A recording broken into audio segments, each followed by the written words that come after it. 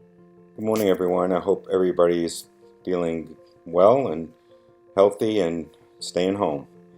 I'm just going to do a little short tutorial on how to add a virtual background to Zoom meeting. I was talking to some of our fellow chamber members this morning on a Zoom meeting, and they kind of like the idea of a virtual background and just wanted to kind of walk you through how that can be done.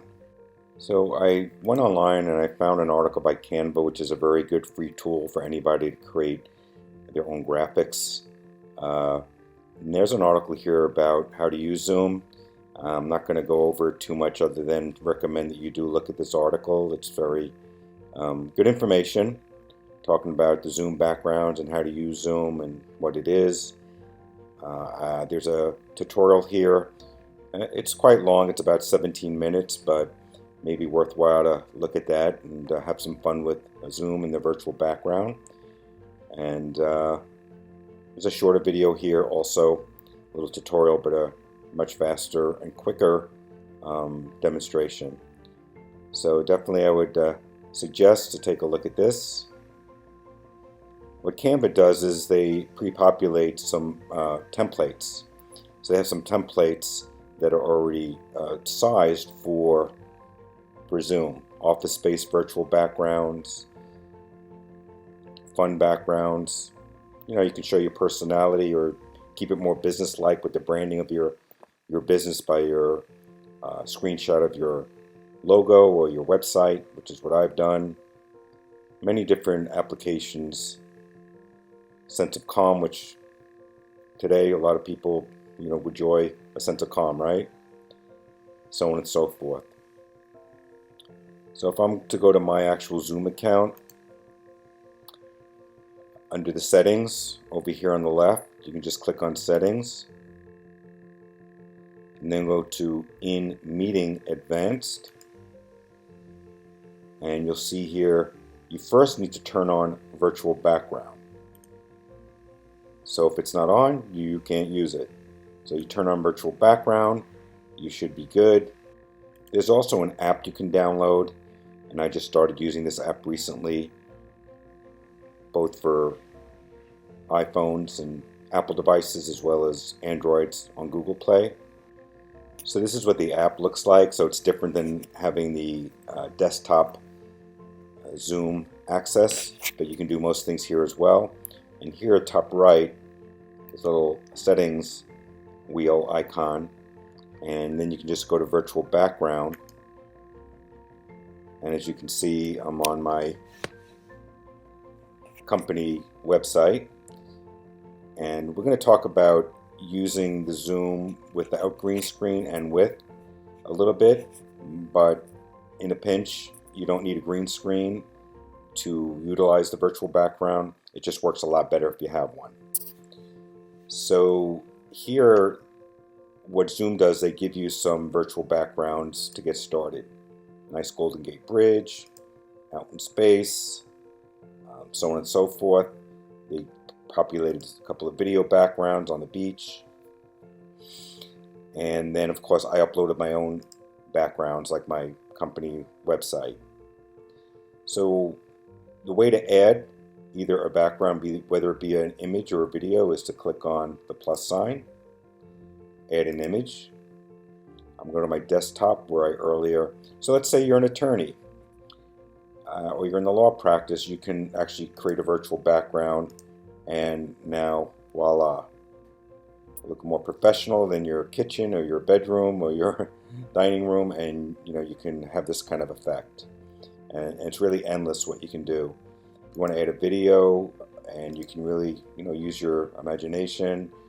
If you just want to make a sense of calm, here's a little time lapse of being on a sunset with a beautiful sky. So as you can see, there's many things you can do, and in the article that I am also providing from Canva, you can see all the parameters of best size of images and videos and so on and so forth. Now, if you happen to already be in a meeting, which I was earlier this morning, here's some of our Coral Springs Chamber members.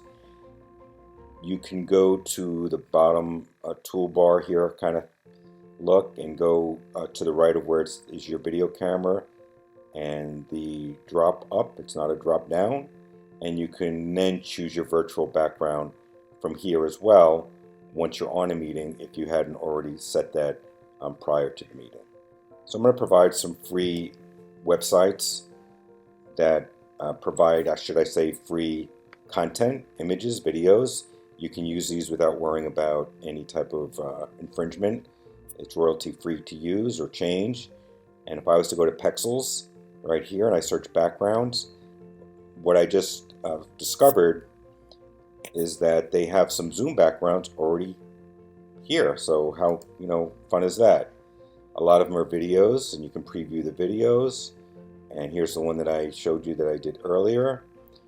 Whatever your style is, if you want to be in a waterfall, then you can select this as your background. Very cool. And they have some images below as well.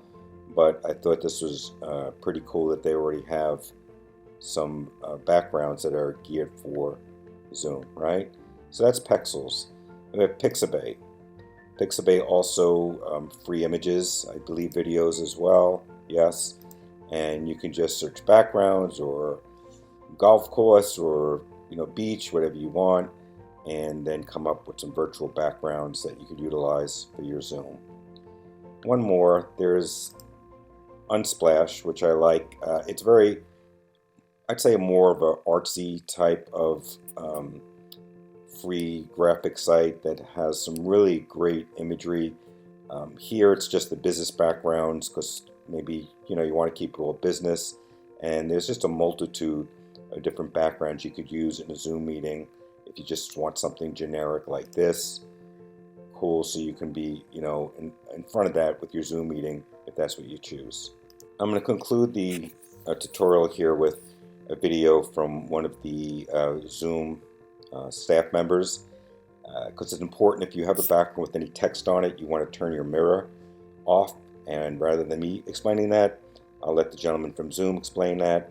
I hope this was valuable. Have some fun, stay well, and appreciate your time. So the first thing I wanted to mention was, normally a lot of people have the mirror effect on their video, right? Because we're all used to looking into a mirror. So it's the most natural for us. And when you're using your virtual backgrounds, that's fine. So kind of my default that I always use is this picture. So it doesn't really matter whether I have my mirroring on or not. But if you're going to be using a virtual image that has any text on it, you want to make sure that that is turned off. So I'll show you what happens. I'm going to pick my Las Vegas sign here. And when I have the video mirrored, you'll see that basically the text is backwards. So if you're using kind of, if you will, symmetrical images or images where orientation isn't going to matter, you can leave that mirror on. But if you're going to have stuff with text on it, you definitely want to disable that mirror effect. And once I disable it, we see, okay, everything back is back to normal.